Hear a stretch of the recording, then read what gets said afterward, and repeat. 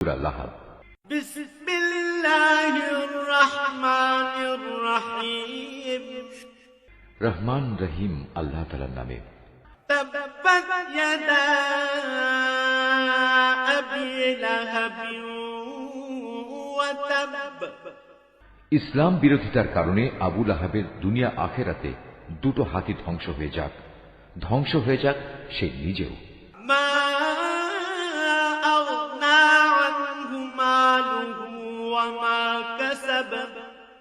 তার ধন সম্পদ ও আয় উপার্জন তার কোনো কাজে আসবে না।